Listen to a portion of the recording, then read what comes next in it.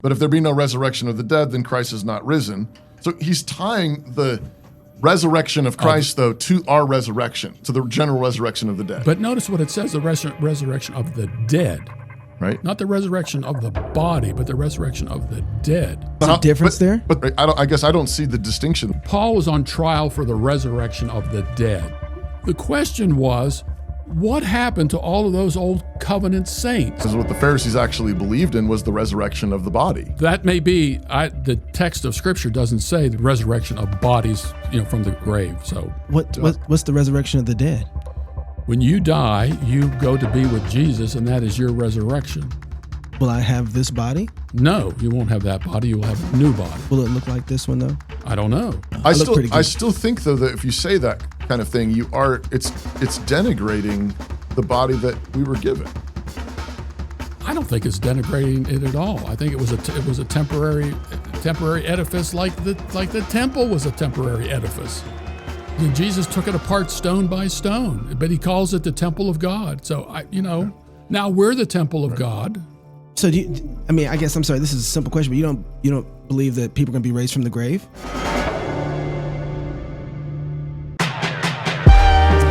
Hey y'all, welcome to CrossPolitic on the Fight Laugh Feast Network.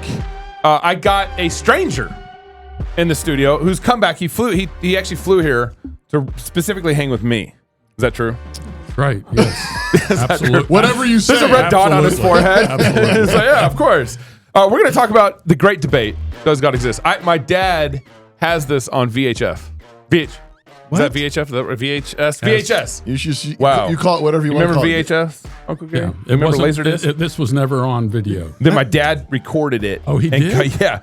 He somehow got this on VHS, I think. The actual debate? Yeah. Now you're making me doubt myself. Yes. Bahnsen-Stein debate? School. I'm pretty sure. No. I'll have to go dig up now. I got to dig it up now. He's got one of his debates on VHS, and I thought it was the Stein debate, but now I don't think it is. Okay. No. Well, you're wrong. What a horrible introduction Uncle to this Gary's show. here. We're going to talk about this new book coming out, and we're going to talk about eschatology, and going to have some fun.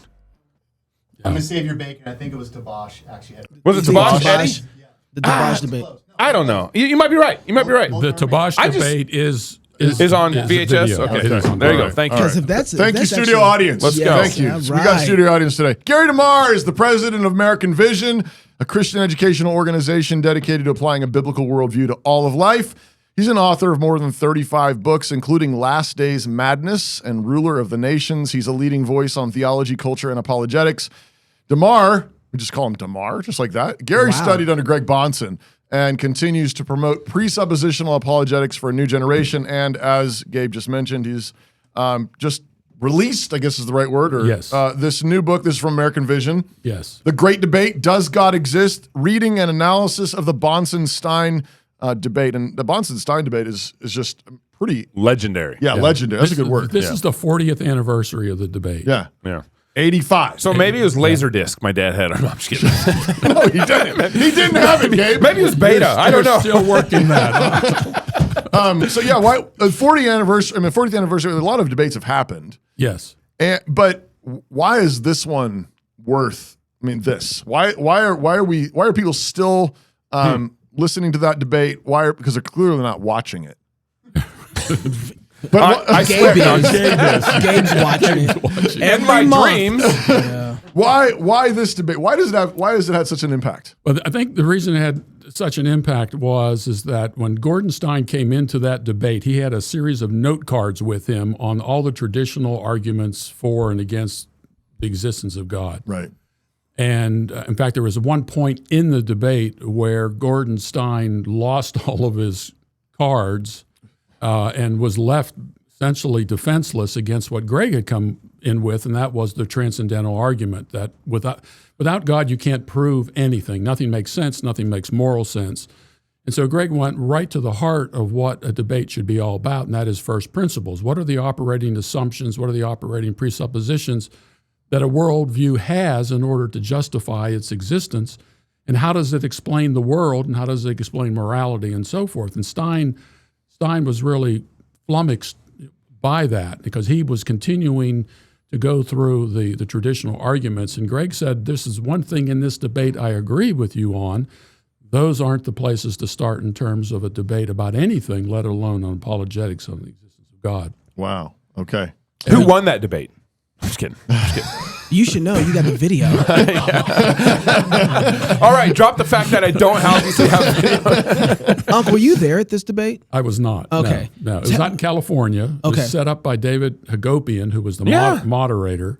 And what you will find, if you go back and look at Frank Turek's book on Stealing from God is the name of his title of his book, and it really is based upon this debate that the unbeliever steals operating assumptions from the Christian worldview and then tries to position them and to use them in order to account for the things in their worldview, like mathematics and science and especially morality and the thinking process, numbers, logic, and so forth. And in fact, in Turek's book, he actually has a description of the most famous part of the debate, and that is when Gordon Stein wanted to know if there was anything other than God that was non-material.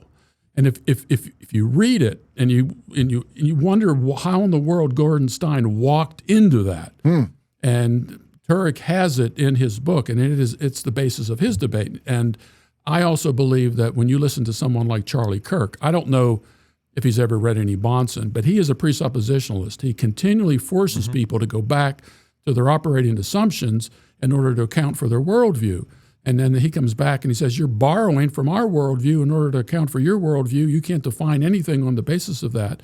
And I think that's why he's so effective, because he's so quick. If you're an evidentialist, you have to deal with every single piece of evidence. Presuppositionalism goes right to the heart of the issue, and within a few seconds, in fact, I can tell you just a real quick story. I was in Texas with visiting my brother, and we were getting into an elevator with a friend, and my brother was explaining who I was and what I was doing and what I do. And the first thing that this fellow did as we got into the elevator, said, well, how can you believe in hell? And by the time we got from the second floor down to the first floor, the question I asked him was, on what basis do you say hell does not exist? That was the fundamental starting point. And from that starting point, you get in who God is, morality, science, or whatever the case might be. That you could be spending, like Josh McDowell's book, Evidence That Demands a Verdict. Somebody brings up, well, what about this, or what about this, or what about this? They continually take them back to their operating assumptions. Yeah. And then you can deal with each one of those things. And what Greg had talked about was forcing the antithesis. Adopt their operating assumptions and see how consistent they are within their own system, and they aren't. And then he said, look, you're borrowing moral capital from the Christian world. In fact, right now there's a court case in Texas on the Ten Commandments in Texas. It was a ruling by a judge, and the judge said the reason the Ten Commandments aren't permissible in the public schools because we've evolved away from this desert religion. Right. And so, all right, so now we've evolved on what basis does evolution, how can you account for ethics within the worldview of atheism? Right. And you can't. Right. And so they're borrowing or stealing our capital in order to make it work. And so we force them to live consistently with their operating assumptions. And that's what Greg does throughout the debate. It looks like to me that you took their transcripts or something and put it in kind of a readable format for the debate, because you have opening statement. This is the full text of the debate, but what's different about this is it's annotated. And Josh Pillows, who put this together, went through Greg's other writings and enhanced a lot of the debate topics that Greg brought up. If you've ever been in a debate, you can't cover everything. Yeah. Right. So Josh went through all of Greg's writings and put included those in there at those points. Plus, I have the letters that Greg Bahnsen and Gordon Stein exchanged with one another after the debate. Oh, wow. So a lot of that. What chapter is that in? It's all through. It's all through. Oh. It's all through. Yes, we don't have all. We don't have. Couldn't use Stein's debate, Stein's arguments, because of legal matters. He would not allow them to be used. I bet. Yeah. Exactly. I wouldn't either. The if I part was where he him. dropped his note cards, you didn't reference that in here. That's all in there. In fact, if you look at the Great Debate 20 years later, 20 years after, it explains the debate, how it came about. In fact, Darren Doan is mentioned in there, Jeff Ventrella, and others, John Frame, and their response to the debate. But David Hagopian actually tells how the debate came to pass. So this particular book, if you're interested in apologetics and you want to get the process of anybody who knew Greg Bahnsen, he was probably one of the greatest debaters of the 20th century. Jones was a co-organizer of the debate. Yes. Wow. So I don't think it can be overlooked here. I think like you were saying, I was asking you when you found out about this, because I'm thinking in my head right now, if you go to a concert or you go to an event, everybody knows what's going on at that event because their phones are out, they're streaming it, everybody gets to hear about it. You almost have, like you were there. This just happened at so-and-so's live event. That's amazing, right? We have no cell phones 40 years ago. Right. We don't have any sort of social media. I think Apparently this wasn't even recorded. So then the way that, when this happens, this moment happens, how many people are in the room? Does anybody know how many people were roughly there? I don't know. It was packed, though. I mean, it was really packed. Maybe a couple hundred people? Oh, more than, yeah, probably. At okay. least Because this is a big moment. It was a huge, huge deal. It really was. So like, when I tell my kids about 9/11, they're like, sure, Dad. I'm sure it was a big deal. They don't have any context for it, right? And I don't think we do either, because we're so hooked into the modern world that if something happens, we know, ding, notification, something just happened. I was 6 in 85. Exactly. Yeah. Right, exactly. So in that moment, how are you hearing about this? Because the only thing I can think of is like 8-track and not VHS, but cassette tapes, right? That's what it was. It was on cassette tape. And unfortunately, Greg's microphone was not that great. We have somebody who has enhanced the debate, especially Greg's. We're putting together a whole, I don't know how to call it, but a promotional material to let people know about this. Let me tell you why. You say, well, that was 40 years ago. But people still debate the same way. They still use the same methodology in order to answer someone like Gordon Stein. When you go on an interview show, you have seconds. You can't sit there and spend 40 minutes trying to defend something. You've got to get so close to the operating assumptions of the person you're talking to in order to force them to substantiate why that operating assumption is correct. And this is what Greg does throughout this entire debate. It changed the focus of apologetics. And Greg popularized this and did such a great job. There's another debate by Edward Tabash, which was a different focus because it was almost all on morality. And Tabash brings up this argument about, well, his grandparents were killed in the Holocaust. How could there be a God if having this happen? And Greg made the point, look, there is no God. What happened to your parents is grandparents. That's irrelevant. Yeah. They were evolved, meat machines with electricity running through them, and that's all they were. They were evolved entities like this judge in Texas. Now, we've evolved beyond all that. But here's a judge trying to make a moral judgment based upon what? Evolution? I mean, we got here. If there was a book that was published a number of years ago by 2 PhDs, not Christians, because it was called The Natural History of Rape. And in the book, they make the case that we got here by rape. Yeah. We did. I mean, if you follow the evolutionary theory, it was by rape. Survival of the fittest. Survival of the fittest, nature, red in tooth and claw, and all those sorts of things. Right. And Richard Dawkins says DNA neither knows nor cares. We just dance to its music. That's Dawkins. Yeah. I wrote a book called Why It Might Be Okay to Eat Your Neighbor. Right. If atheism is right, can anything be wrong? Right. Right. And I go through the book and I show the consistency of the atheistic worldview from a presuppositional perspective, and showing how what these guys are trying to live consistently with their unbelieving worldview and make these outlandish statements, but at the same time are living in the world that they wouldn't want anybody to steal anything from them. In 40 years, what's been the biggest outcome from this debate? I think presuppositionalism has really won the game in all of this. Everybody has to deal with it. There was a debate at Reformed Theological Seminary when I was there between Greg Bahnsen and R.C. Sproul. R.C. Sproul took the classical approach to apologetics, reason-based apologetics, and that's recorded. No, though it's not in video. I was there. It was a packed house. And the one illustration that I saw Greg use with R.C. Sproul says, R.C., you have one leaky bucket after another. What bucket is holding all of your arguments ultimately? Now, R.C. had to say, well, God is surely the focus of it all, but we don't need to begin with God in order to make an argument for God. And Greg took the opposite position and said, you need God at the starting point in order to make your case. That's right. The Bible begins with, in the beginning, God created the heavens and the earth. So that's the starting point. Everything else makes sense if you take that out of there, it's just a history book of what people believed at one particular period of time. So are you saying that this started maybe maybe grew the interest of presuppositional apologetics? This started that wave. Yes, because you had. Was there anything going on with presuppositional apologetics before? Francis Schaeffer. Yeah, Francis Schaeffer did. If you read his works, his early works, The God Who Was There, and so forth, you will find that he uses the word presupposition. And where do you think he got those things? Well, he studied under Cornelius Van Til. Yeah.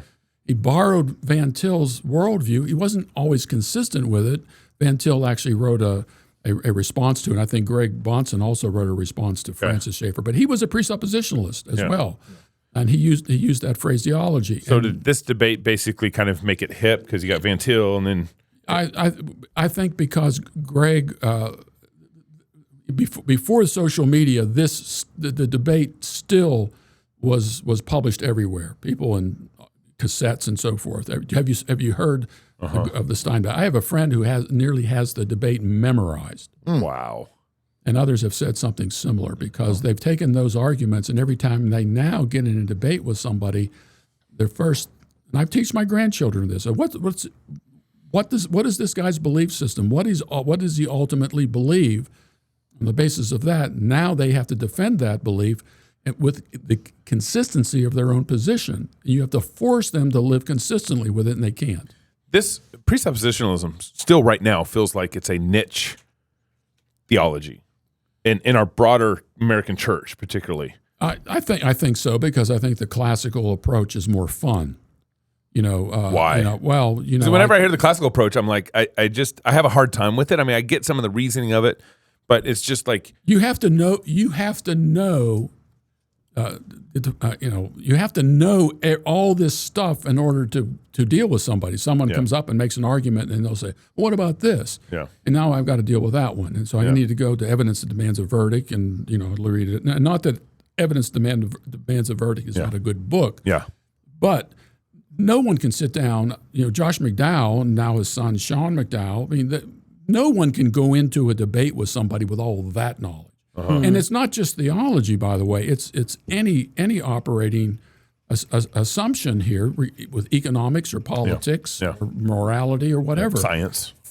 What are the operating assumptions? What are you basing your worldview on fundamentally that gives it meaning? And then you go after that, and now all the evidence that they're bringing in, you've got a faulty operating assumption. So... The Great Debate, Does God Exist? Reading and analysis of the Bahnsen-Stein debate. Where can people get this? They can go to AmericanVision.org, AmericanVision.org. Okay, and it's out. It is out. This is real. I'm going to go watch the Tobosh debate when I get home. You settled on that now. Oh, really? Okay. All right, so I want to switch gears here. I was going to read an ad. You read the ad, and I'm going to make this gear switching amazing. Okay, so you guys got to stick around after the ad. Oh boy, here it goes. I'm worried. In a garden long ago, our first parents fell to the Dark Lord's deception, sparking a cosmic war between light and darkness. Today, that battle rages in the hearts of the young, future warriors in a struggle as old as time. Dark forces cloak their lies in promises of peace, wielding imperial government schools to mold children into minions of a godless empire. Yet hope rises. Nearly 10 million kids have escaped, trained by parents in faithful Christian schools in the ways of the light. The resistance is growing, so join the rebellion. This October 16th through the 18th at Rocket Town in Nashville, Tennessee. That's Fight Laugh Feast 2025. School Wars, Rebuilding Christendom with our kids. Train the young to launch them into battle. The Spirit is with us.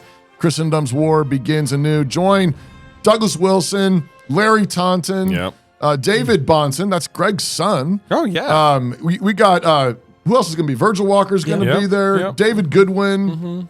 Not Dr. me. Herb. I We're won't going to be there. Not, Dr. not Herb. Uncle Gary, but we need to talk offline about that maybe. Maybe we could. Maybe. Ben Merkel's going to be there. Yeah, absolutely.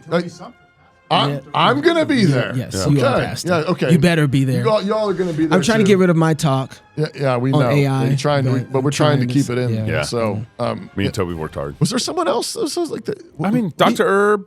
You said George Grant, right? George Grant. I mentioned George Grant. I don't think he did. George Grant's going to be there. So make sure you come. And a bunch of surprises. Bunch of surprises. Yeah, probably someone else I forgot. I keep thinking there's people I forgot. I need all the names in that thing. So I don't have to So you don't have to do this every time. I make it up every time. Yeah. Like I think Well, people are listening to the ad though right now. I know. So it's drawing it out. Hopefully it's going to work. Yeah. Hey, you guys are aware that we have an app, right? If not, you should download it right now. Head on over to your app. Whoa, look at that. That's nice. Whoa, look at that. Go to the app That's store. a Zan photo, isn't it? Your favorite app store. Type in CrossPolitic or Fight Laugh Feast or Pub TV. Yeah. Once you find the app, you may need to update your app, or if you have a Droid phone, you may need to delete your current FLF app. And throw your droid in the trash. I said it. I said what I said. And go buy a new phone and then download the app. Okay. Once downloaded, you'll be able to view or listen to our content right on your mobile device. FightLaughFeast.com. FightLaughFeast.com. All right. So Uncle Gary, last time we had you on the show before, actually after that, we kind of had, let's say, the public thought we had a falling out, and kind of around eschatology. And we, it was really funny because you didn't throw us under any dog pile in the eschatology thing. And at least on Fight Laugh Feast side of things, we never called you a heretic. We never, now grant there's a letter, but we aren't part of that. So I want to draw a distinction there. And the public though thought we were calling you heretics, and your side thought we were being awful to Uncle Gary. It kind of became a little bit of a social media dog pile, right? And we actually haven't really had a conversation about eschatology. So let's just have it right here on the show. That's what we do. That's what we do. We have these. Never split over eschatology. No. That's what's funny. Ever split. No. And so Nothing bad can happen. No. Only good things. Yeah. Full alignment. And you were on our Fight Laugh Feast network, and I removed you from our Fight Laugh Feast network, and for just not being able to have a conversation that year. Your wife was going through cancer. No. You were going. I was. Was it just you? Not my wife. Okay, I thought I misunderstood because I thought you and your wife were My both wife dealing- is going to outlive me. Actually, 100%. Or I'm already making the preparation for that. Yeah. So you had even since then multiple She had cancer. eye surgery or something like that. So we right? never. You were going to come up here at one time. You weren't able to. I think you have a surgery. During that time, a very serious one. I had 5 cancer surgeries in the last 5 years. Wow. All different. Yeah. And I had one major one in my left leg, my calf, which is can I show it on? Stand up. I have a long. Put it on VHS and send it. I have a scar about this long. So anyway, and there were. I'll tell you this funny story to tell you why. About that time, I was going. I had this plan to go to Mexico, and I went down to Mexico, and this hadn't healed all the way, and I went. My wife didn't want me to go. I said, Carol, I made all these arrangements and all that and so forth. So this swelling and fluid and all that kind of stuff. So I was staying at this family's home. They didn't speak any English, and I didn't speak any Spanish. Right. And they were very, very sweet. And we came back from one of my speaking engagements, and came into their dining room area. And all of a sudden, this yellow fluid came out of my leg, onto my shoe, and all over the floor. Yeah. And I'm looking. Fortunately, it was a tile floor. And the first thing that's going through my mind, they probably think I would just wet myself. But it wasn't. El baño. No, I'm just kidding. That's all the words I know. Right, it's right there. So anyway, it was a problem I had. And I was afraid to travel and all that because I was afraid something like this was going to happen. Providentially, it didn't. It happened after I flew and all that. That's finally been taken care of. But so that was one of the main reasons. I just really couldn't fly because of the swelling and the fluid that was still in there. And I didn't want to do it. By Zoom or whatever it was at that time. That's just, I don't like that. I like to see people face to face. And if I have to hit them, I can do that too. And that's the point of me just kind of, I think a lot of the people that were mad at both sides, mad at you, mad at us, didn't know. He didn't catch that. He just said, he's got one ear. It's okay. What? never mind. It's okay. Everybody else caught it. Never mind. Everybody else caught it. Yeah. Everybody else caught it. This is why I stay in shape. You just guys. in case. Because of me? Because of me? No, he just said that he likes to do it in person so he can hit someone. Yeah. I said in that didn't case phase me. I have to hit That someone. didn't phase me. Like, I'm not against getting hit either. So That's why we put you next to him. Exactly. Right there. But also, the reason why I started there is because a lot of people were mad at us and mad at you and all that stuff, and didn't even know the inside story of like why you didn't have a conversation with us that year because we had and then they were frustrated at me for moving you off the internet network, and my response was I want to talk to Gary before we move forward. And I've told people they have every right to do this. I have a ministry too that I have to deal with, and there's some things. But I have to make tough decisions on for people who are friends. Gary, well, how about you publishing this book for me? I can't. I like you and I'd be friends, but I can't. But we're funded by APAC, so I can't do it. Oh, really? Is American Vision funded by APAC? Get out of my way. I just thought I'd You want to hit him? When I was growing up, I grew up in an Italian family, and there were a number of times. There were just four of us. There were a number of times at the kitchen table where get out of my way. Furniture moving. Yeah. So we actually haven't even. And I told people too. I was like, I'm not kicking Uncle Gary off the network because I think he's a heretic or because he's, whatever eschatology, we have a disagreement or whatever. I was like, I just want to talk to him before we move forward. And so this is our actually first time to have a little bit of conversation. I wanted to have a little bit. We don't need to go deep, get it all out because I got a date here coming up. I thought you were married. I'm with my wife. Yeah. Come on. That and the video thing is really getting to me. I know. So I think where we left off, I'm not sure we had the full conversation, but I think there were kind of three questions that we had. I don't know where we formulated them all, but I did. The person who formulated them was Andrew Sandlin, and he sent this letter to me that he loved me enough to demand that I answer these three questions with no scripture passages attached to them. Sure. Well, so I wasn't involved in that. Right, you weren't. But I know about the questions, and I think at least the questions are reasonable questions. And so I think if I remember correctly, it had to do with a physical bodily return of Jesus Christ, right? A physical bodily resurrection of believers, right? And a final judgment. Is that correct? Yeah, And what do you think about the Jews? So there's actually probably four in there somewhere. And the Jews. I'm just kidding. We already talked about APAC. Aren't you taking a trip out there soon? I'm literally going to Israel tomorrow with a group. I'm dead serious. Oh, great. Yeah. He's going to solve it. Be there. Yeah. Well, after they see this, you're Invest- not coming back. I'm probably going to be dispensational when I come back. Everybody be praying for your rapture. Trust me. So, but I mean, I think for an evangelical Christian, like those questions seem like, I don't know, kind of easy. Yeah. It's of course Jesus is coming back. He said he was going to. The angel said he's going to come back just as he left. There's the idea of the resurrection of the body. I mean, that's 1 Corinthians 15. That's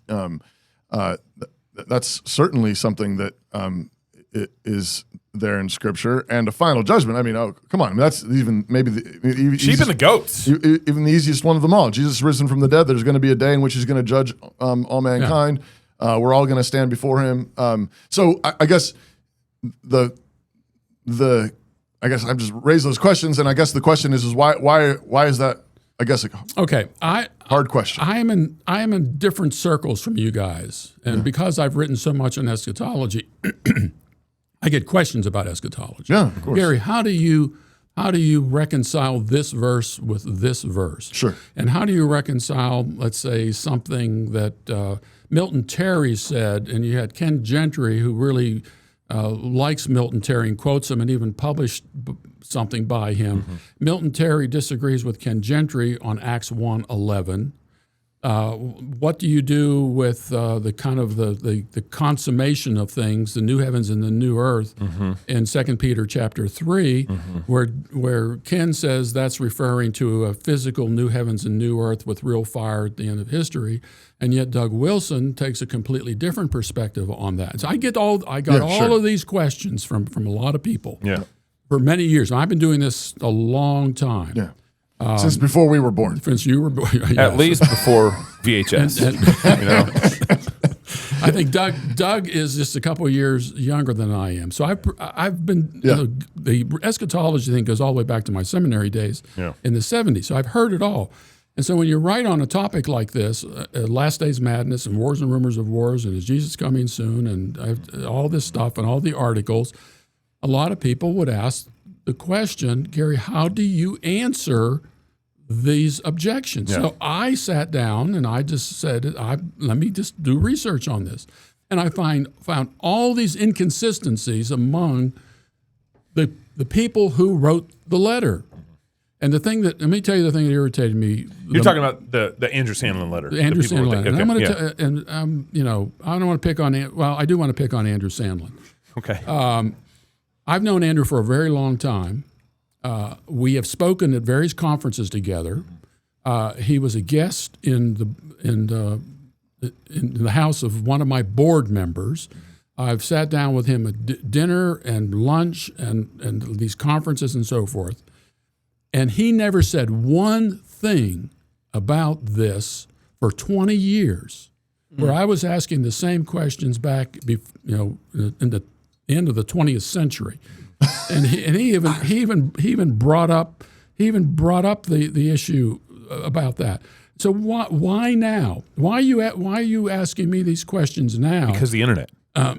Well, obviously, this was another guy, Matt Doyle, who was doing the same types of things. I'm asking questions of people. I want consistency, and these guys, many of whom signed the letter, will not get together with one another and come up with a unified belief system on what verses actually apply to the AD 70 coming of Christ, what verses apply to neither the AD 70 or the second coming, for example, in Revelation chapters 2 and 3.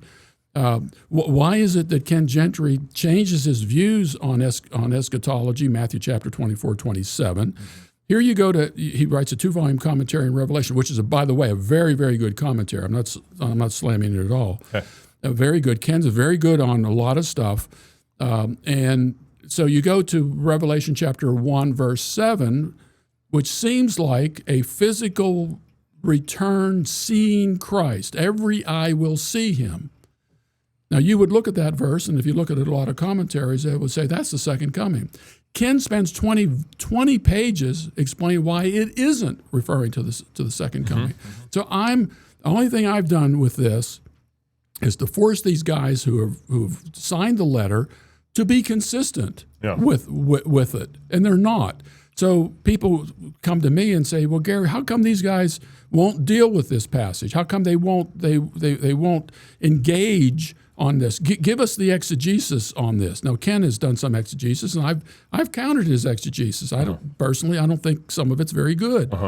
And I think in the 20 pages, you didn't think that was very good? I thought it was very good, actually. Okay. But on a couple of things like Matthew 16:28 and 16:27, where he splits those two, one of those refers to the second coming of Christ, and the other one refers to the AD 70 coming of Christ, and they're reversed in order. I mean, I could go. In fact, I have a 300-page. I think David, I think I've sent you some of this, where I have kept track of all the inconsistencies among these letter writers, or letter signers, people are asking for consistency. I'm asking for consistency.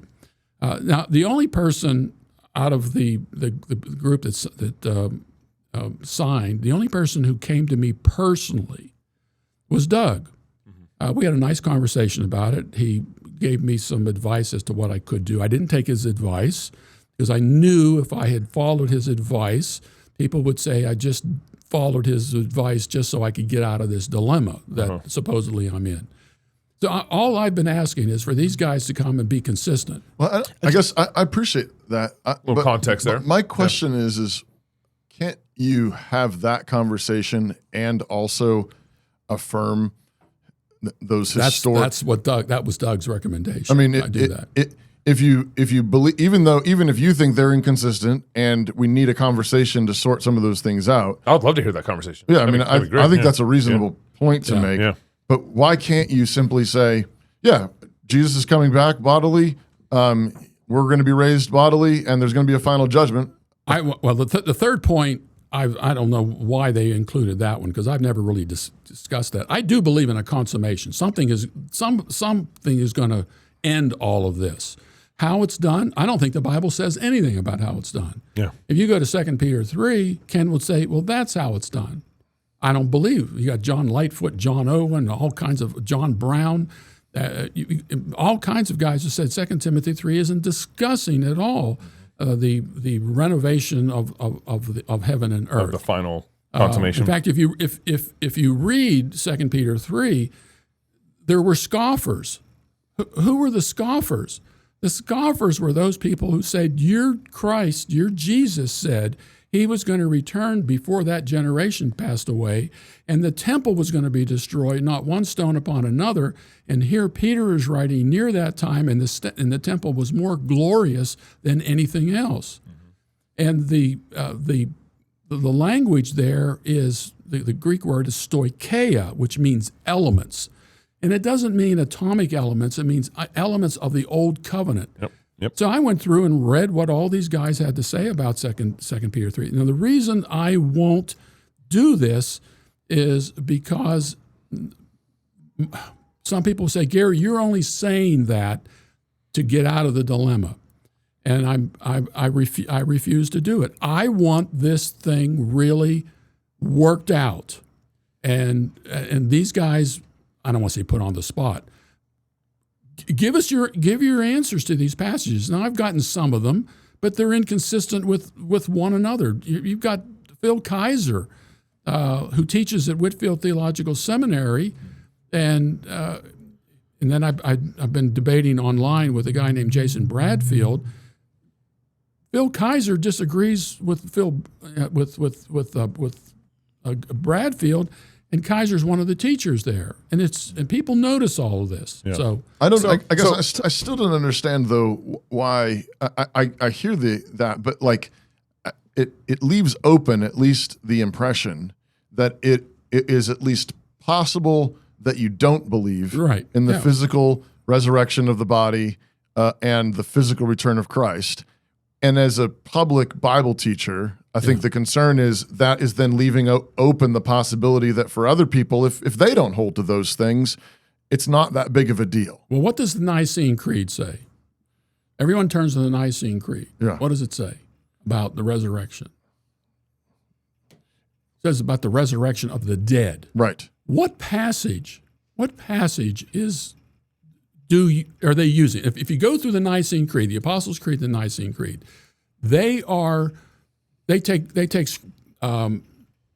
their statements directly from Scripture. Right. God has created heaven and earth. Jesus suffered under Pontius Pilate, born of the Virgin Mary, et cetera, et cetera, et cetera, et cetera. Well, the passage, if I can find it here, I've got my handy Nicene Creed with me here. Let's see here. He shall come again with glory to judge both the quick and the dead, the living and the dead. Mm-hmm. What Bible passage is that referring to? Where does it come from? I mean, I think there's a mic for It's referencing, I would say, a couple verses. I don't know what the Nicene Creed specifically verse, but I would think that's another issue.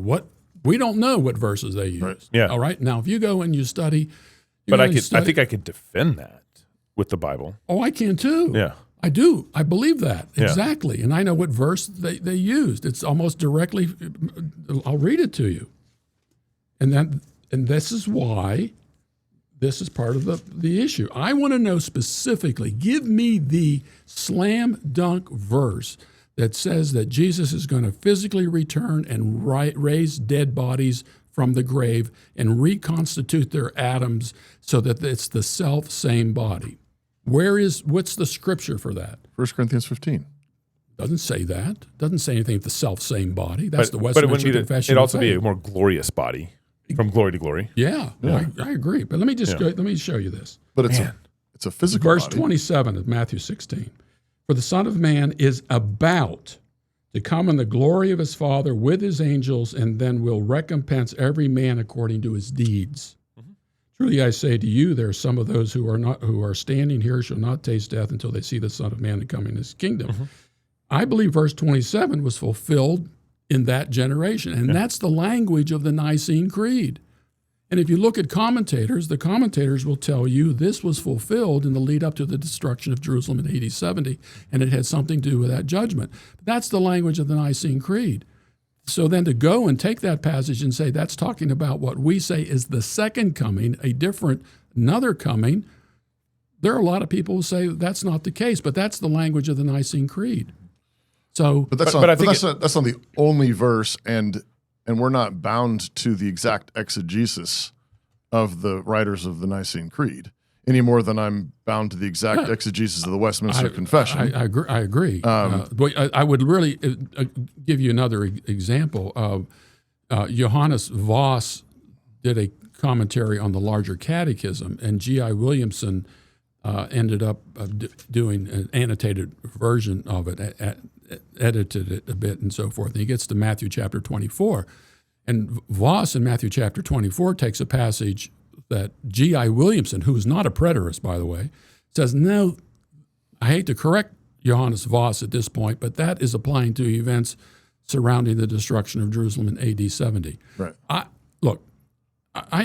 know that people are frustrated. I just won't come out and say it. I want to force. I want to push the antithesis here. I want to force it. I want people to sit down and deal with these inconsistencies on this, because people are I think part of the challenge, though, is that this is all tied, though, to the resurrection of Jesus Christ.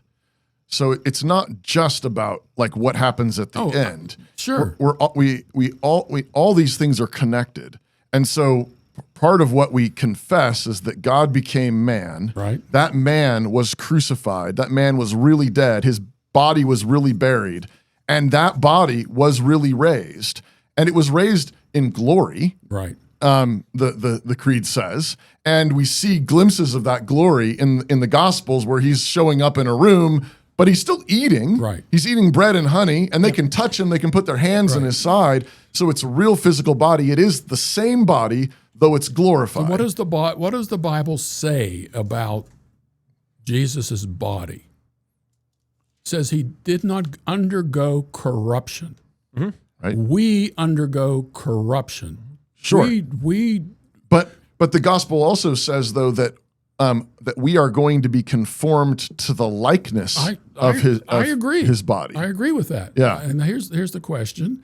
And Dave and I were talking, coming over here a little bit, not necessarily about this specific topic, but there are a lot of things we just don't know. And it's okay. It's okay not to know everything, to have knowledge of everything.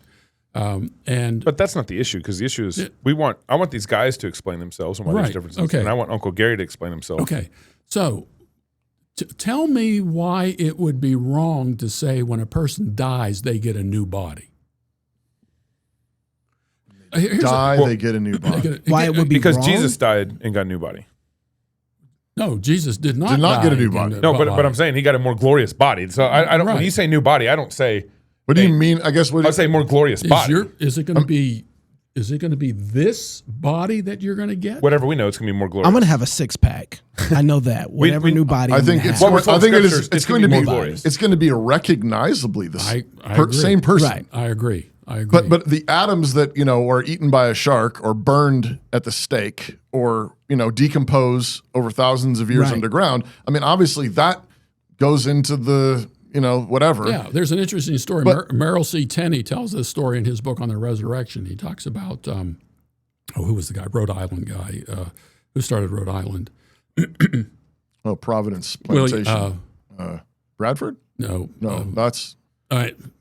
It'll come to me tomorrow. Text me. He was buried, and an apple tree grew at his burial place, and they wanted to move his body, but they found out that the apple tree, the roots went all the way through it and basically consumed his body. Yeah. Williams. Roger Williams. Roger Williams. And so you're making my case with this. It's will all the atoms that we once were are going to come together? And some people say yes. I don't think so. You got people who were born without arms and legs and so forth, but God's going to give them a new body. And my point is, how is it unreasonable that a person gets a new body at the time that they die, rather than going up to heaven as a spirit? You're separated. We're body and soul. I guess 2 Corinthians would be the text that immediately comes to mind, is that when we die, it's described as us being unclothed. Yeah. And to be absent from the body is to be present with the Lord. And then it says, and we await to be reclothed. It's an awkward place to be, apparently, in this spirit for thousands of years. Well, right now, in the presence of God, I think that's you're not bummed. It's just one of these things that we don't. A lot of things we don't know. It's cool in the presence of God. But that's right. Right now, my body. I'm okay. I'll be okay. Here's Darren in the peanut gallery. But is that kind of your point, though? That's my point. Is my body? We talked about my 5 cancers, and eventually my body is going to be like all of our bodies. It's going to fall apart. Apart. We wait to be clothed. Yes, long to be clothed. And I think my point is why. And this is people asking me these questions about all this, and it's something I think about and I discuss with my wife about all these types of things and so forth. Why not clothed right at the point of death? We're in the presence of the Lord, that we're clothed. Because I think the issue there is that the dead body in the ground is a standing middle finger to God. Do you have a podcast, or are you thinking about starting one? Does your church have a podcast feed for their sermons? And Dropwave is for you. Cancel culture is like walking on a thin glass bridge over the Grand Canyon. Every step you take could get you killed. I mean, canceled. The Waterboy, me, and his friend, Jeremy, my boy, have been working on building a podcast hosting solution for rowdy platforms like CrossPolitic, so that you can be confident your podcast will never fall through that glass bridge. Dropwave offers seamless onboarding for shows that have been around for years, as well as easy-to-use solutions for startups and your own new podcast. Dropwave will track all your shows, downloads by city, state, country, and it offers network and enterprise packages like the Fight Laugh Feast Network, for example. Free to speak, free to podcast, free to start your own journey now. That's dropwave.io. Again, that's dropwave.io.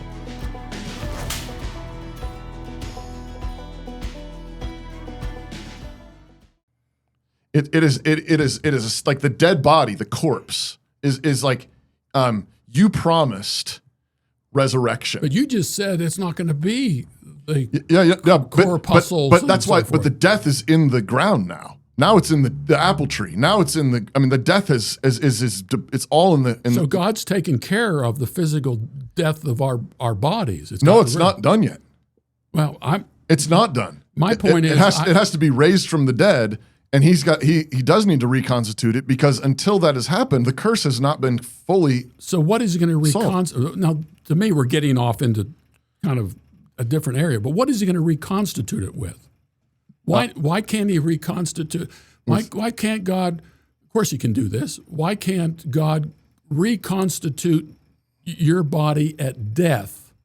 If he can do it at the end of history sometime, why not right at death? Because he didn't. Sin and death because our hasn't- bodies are in the ground. But you just said earlier that those things don't exist No, but anymore. you're saying at that moment, and I'm saying at that moment, the body's there. That's why. Like in order for him to reverse the death, he's got to take that body out of the ground right then. But it doesn't exist anymore. Yes, it does. Where? In the ground. But it's not there. Well, after a while, it disappears. Yeah. Yeah, but it's there right then. we're That's talking why. You're asking why can't it happen right then? And the reason is because the body's right there right Well, then. my point, I was mentioning Charles Hodge. You go Charles Hodge's third volume of a systematic theology, page 777, and he deals with this particular issue, and he makes a similar point that you make, that the essence of us will be reconstituted per se. Not that the body itself will have all of the same atomic structure that it had before, more glorified, obviously, yeah.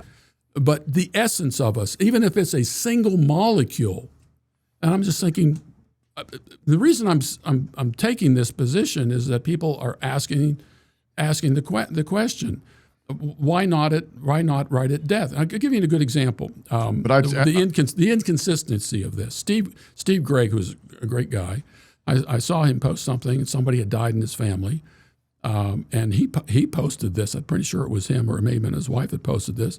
And the comment that was made that he's no longer he can jump around. He's no longer bound by the infirmities of his own body, and he's doing that now. Yeah. Wait a minute.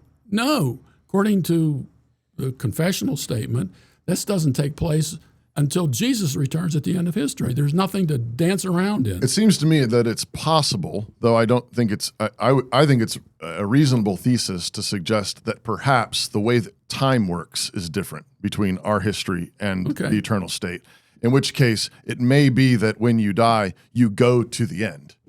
I think So then you do have a body? That's possible, but I think, but I think that would be the only way I can think of where that would actually make sense. But the problem, though, is I would say, why do we bury bodies then, and why do we have cemeteries?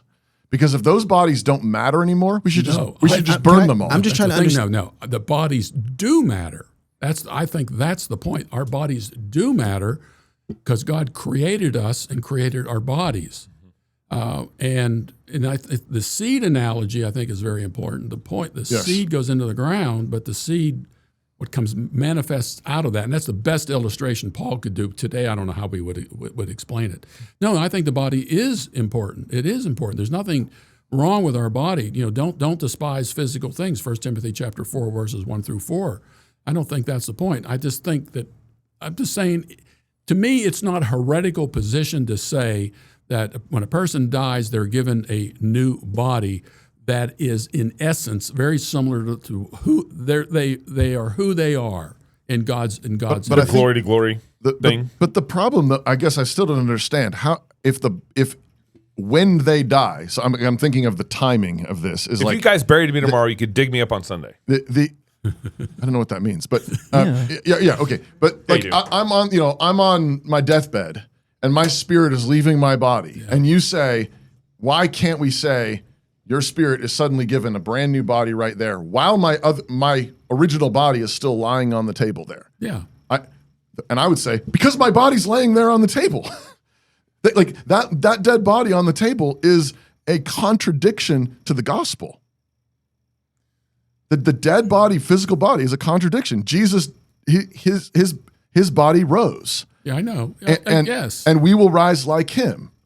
It says that in 1 Corinthians 15. Well, Peanut gallery, hold on. Peanut gallery. You are not on this show. I know, but sometimes. But you said it. And it was really good. I'm asking you as my pastor. Can you name anything that was different about Jesus' body post resurrection? Anything. His nail holes were more glorious. Too loud. Oh, I thought that was me. No, I can't. I'm sorry. You're like yelling. Whatever you did just hit my ears. It was way too loud. Mic check. It's too loud. I don't. Mic check. All right, I'll just take my ears off. Say that again. Can you name anything that was different about Jesus' body after the resurrection? Well, apparently he could walk like through walls. But he could do that before. Maybe. I'm just saying I can't think of anything that was different about Jesus' body after. Well, the that's an idea. I guess the question I have is why are the nail prints still on his body? Because they're more glorious. They're more glorious. So when my father, who lost his right leg in the Korean War, he'll have that back at sometime at the end of history. Yeah. More glorious. I mean, I can't Why not answer every detail about it. The big principle is we know from glory to glory. I can't either. All I'm saying is, I just don't think it's. And I know, and I've heard the argument before. There are all kinds of ramifications and implications of Jesus's body, our body, and all those types of things. And it's all one piece. And that's the argument of Paul in 1 Corinthians 15 is if Christ is not risen, then our faith is in vain, and no one was arguing that Jesus was not risen, and to say that you get a new body at the end of history at death, it's. Well, he was answering in 1 Corinthians 15. He's answering apparently some people were saying the resurrection is already past. Some people are saying the reresurrection has already happened. Oh, okay. Oh, That's not 15. That's not 15, but no, that's. So that's Thessalonians. Okay. Yeah. Now that's a completely different. But there's debate. But I think. Well, let's see. Let's just pull it up. Look at Acts. But he says. If there. How say some among you that there is no resurrection of the dead? Okay, so that's the language in 1 Corinthians 15. And he says, but if there be no resurrection of the dead, then Christ is not risen. So he's tying the resurrection of Christ, though, to our resurrection, to the general resurrection of the dead. But notice what it says, the resurrection of the dead. Right. Not the resurrection of the body, but the resurrection of the dead. Right. But I don't There's know how. a difference there? But the analogy between Christ being dead and being raised, and us being dead and being, I guess I don't see the distinction. Well, look, this is, and now we get. I don't know how long we want to for it. This is a great conversation. I got to go have a date with my wife. Yeah, Darren's going to sit in for you. I only have a few minutes left too. I actually got to go too. I've got to. I just want to. The whole idea of when Paul was on trial for the resurrection of the dead. Yeah. And there's an interesting there are a couple of these, by the way, but Acts chapter 24:15.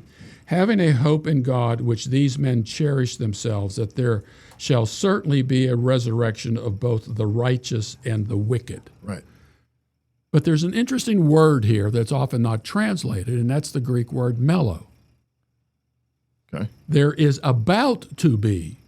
And people say, well, you can't, it doesn't really mean that here. And then so you go to Acts chapter 11, verse 28, and Agabus says there is a mellow, there is about to be a great earthquake, being all over the oikumene. Same Greek word. And then sure enough, soon after that, there was an earthquake. And then you go to 27:10, same thing. About to is used, and that is, Paul is saying, if you don't listen to me about staying in the boat, you are going to die, because this thing is about to take place. Mm-hmm. So in each on those kind of bookends, 24:15, 27:10, mellow means about to, near, shortly to be, and then but all of a sudden in 24:15, mellow is used. There certainly will be a resurrection of both the righteous and the wicked. What's Paul talking about there? This is just a theory, but if you read like Jim Jordan's commentary on Daniel 12, the question was, what happened to all of those old covenant saints? Mm-hmm. Where were they? Now where will they be? What happens to them? And is Paul on trial here for the saying that I'm a son of Israel, I'm an Israelite, and I'm telling you, Jesus Christ is going to bring those with him out of Sheol into his presence. And that's what Paul was on trial for the resurrection of the dead. So the whole idea of the resurrection of the dead, does it mean the dead bodies out of the grave. But is that the doctrine that the Pharisees and the Sadducees disagreed over? Well, I think that the whole Hymenaea argument that they said that the resurrection had already taken place, and you'll find people, they were talking about a bodily resurrection. No, according to some commentators, what the Hymenaean heresy was, everything Paul is saying about the gospel and Jesus and what he's going to do to bring the dead from the old covenant with him, that already happened. We don't need Jesus for that. And that was the heresy, not that they believed that dead bodies from the ground were going to be raised, which would have been a very simple thing to prove that that kind of resurrection had not taken place. Well, no, I'm asking about the argument, the controversy between the Pharisees and the Sadducees. So remember, Paul, when he realizes he's got Pharisees and Sadducees in the same room, says, "I'm on trial because of the resurrection." Right, and the Pharisees support him on that, and right. the Sadducees But my don't. understanding is what the Pharisees actually believed in was the resurrection of the body, the physical raising of the dead. That's not possible, but that's not what... Not the harrowing of hell, right. or taking the saints from Sheol to heaven, which I believe in. Yeah. But I don't think that was certainly not the traditional Jewish view. I think the traditional Jewish view that Paul is referring to, that the Pharisees believed in the first century, was actually the physical resurrection of bodies. Well, that may be. The text of Scripture doesn't say the resurrection of bodies, from out of the grave. So, I mean, well, what's the resurrection of the dead? When you die, you go to be with Jesus, and that is your resurrection. Will I have this body? No, you won't have that body. You will have a new body. Will it look like this one, though? I don't know. You're not. You just said you wanted a six-pack. Well, yeah, I mean something like this one. I like my face, I know. I still think, though, that if you say that kind of thing, it's denigrating the body that we were given. I don't think it's denigrating it at all. I think it was a temporary edifice, like the temple was a temporary edifice. And Jesus took it apart stone by stone, but he calls it the temple of God. So now we're the temple of God. So I guess I'm sorry. This is a simple question, but you don't believe that people are going to be raised from the grave? In the bodies from the grave that they used to have, I don't know how that's restored and put back together better than it was for the real intent. I think they'll have a brand new body. But what about those bodies in the grave? Well, they don't. Other than ones that have been buried recently, they don't exist anymore. Where are they? Yeah, but they're in the earth. I mean, they're in dust, the earth. dust of the earth. So what you're saying is then that God is going to take... Yeah, just like he did in the beginning. Take the stuff of the earth, but is it going to be just your stuff, or is it going to be... I think I can decide how to... I think he can sift. He can make the difference. You can make a very good point. Yeah. So if that can happen, and a person who was born with no arms or no legs is going to get arms and legs that he didn't have before, that God is then going to create arms and legs for a guy who never had them. Yes. Or these two. Yeah, he's going to heal it. Of course. Heal creation. Okay. So why can't he do that immediately? With the essence of if you die, you got stuff and your stuff goes in the grave. Right. All right. Can God take the essence of what that stuff was that was in the grave and make a new body out of that? Immediately upon death? I guess I think I still go back to it. I think for that body to still be in the ground and him have not taken that physical body and healed it is a contradiction of the gospel. Well, I don't think so. You get a brand new body at the time of death. I don't see how that's a contradiction of the gospel. Well, but Jesus came out of the grave with his body. Jesus had to come out of the grave with the same body. Right. Why? Because he's saving our bodies. No. He had to come back. He had to come back from the dead, and he had to show that he came back from the dead. But if the resurrection, let me ask you this: if the resurrection of the dead is us going to heaven, why couldn't Jesus just go to heaven? What do you mean? Say that again. You said the resurrection of the dead means our spirits leaving our bodies and going to heaven. Right. Yeah. So why couldn't Jesus just do that? Because he had to accomplish everything related to the Old Testament, every aspect of it, Including the resurrection of the body? his body, most certainly, sure. So then why does that not include our bodies? But we're back to where are these bodies? But you said the whole Old Testament but, to fulfill the whole Old Testament includes the resurrection of the body. And so I'm like, yes, resurrection it does. of the dead. But you just redefined resurrection of the dead as going to heaven. So what happened? So all those old covenant saints and everybody who's died since then, they're separated from their body. They're the spirits of just men made perfect in the presence of God. Hebrews 12 says. Yeah. Well, I'm okay. Let me.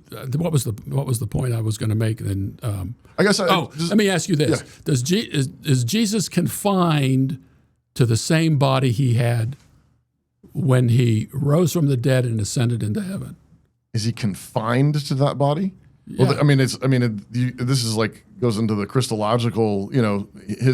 His deity is not confined to that physical body. His deity is infinite, Right. and yet at the same time, his deity is eternally joined to the physical body, and the physical body is So finite. in heaven right now, Jesus has the same physical body. Yes. Okay. Yes. All right. Yeah. I think you can see the scars in his hands and his. But you don't believe that? Oh, I don't know. I mean, I don't. Why would you But doubt it? when he ascended with that body, you He don't think he ascended has with that body. Yes. I mean, he's certainly Jesus in the triune nature of God before he was incarnate. What was the second person of the Trinity? What was the substance of the second person of the Trinity? So I'm not sure with that. So he's asking, did Jesus have a body eternally, or? Yeah, the angel of the Lord is oftentimes associated with the second person of the Trinity. Yeah, you got Theophanies. the angels that came down and saw. Darren, no, you can't say anything. Don't say anything. Don't you dare. Come on. We got a show to do. It's early. I'm working. So anyway, these are questions that people ask me all the time. I understand that completely. I mean, you are like Mr. Eschatology, like seriously, like and I get all the questions. I also get your point about the discrepancies with all these friends and teachers.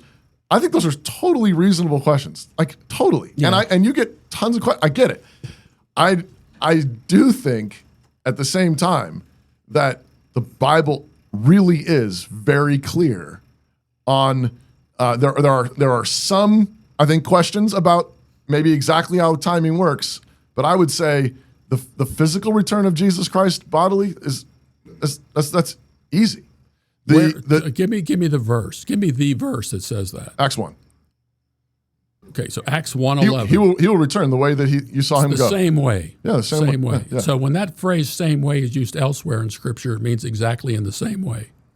So I would just suggest you look up the Greek there and see how it's used elsewhere, and it's not exactly the same way. Then you've got Milton Terry who disagrees with that, and I've got there are 5 other, I haven't looked at all the commentators, but other commentators just do not agree with that interpretation. But So I guess the question is, I would just say I just think these things. I mean, the resurrection of the body, final judgment, and I know you said you don't have any qualms with the final judgment, but I just think like eschatology, for all of the differences that Christians have had over the centuries. I know the argument. Those are the 3 things all Christians have always agreed on. Yeah, I know they do. But And now we go.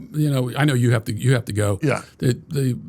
My point is that the Nicene Creed is what everyone agrees on, and that particular passage is taken out of Matthew chapter 16, which many commentators said it does not apply to the second coming. But I think what you said earlier was really true. What you said was Jesus has to fulfill the whole Old Testament. He has to die in that body. He has to be buried in that body. He has to be raised in that body. Right. And so when you have a phrase like that, it maybe the writers of the creed were thinking of one verse, but it seems to me that resurrection is a theme that pervades Scripture. Oh, I agree. And It does. I agree with you. He had to rise in that body in order to fill that Scripture. Right. And I would say by the same token, we need to rise in our bodies, because I think you start disconnecting that. And I really do think you're starting to pull yarn out. One last thing. Kim Burgess and I put this the series you got most of it was Kim's, and we text probably on a daily basis, and when I was reading a comment of the text today, and I'm with him on this.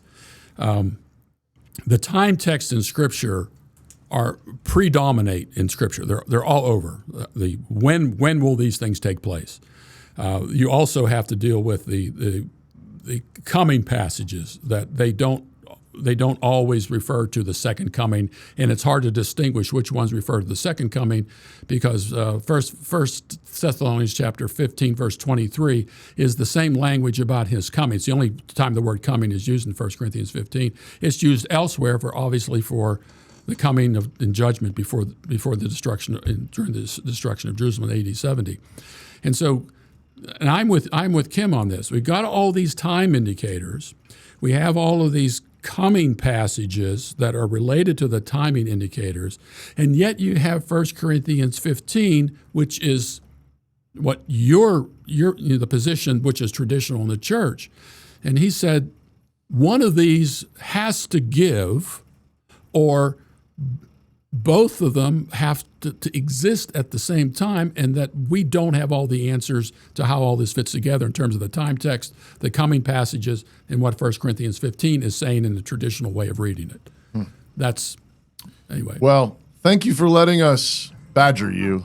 I didn't get a chance to badger him that much, so we're going to have to do this again, Yeah, you got time. Because I think you just opened up a whole can of worms here.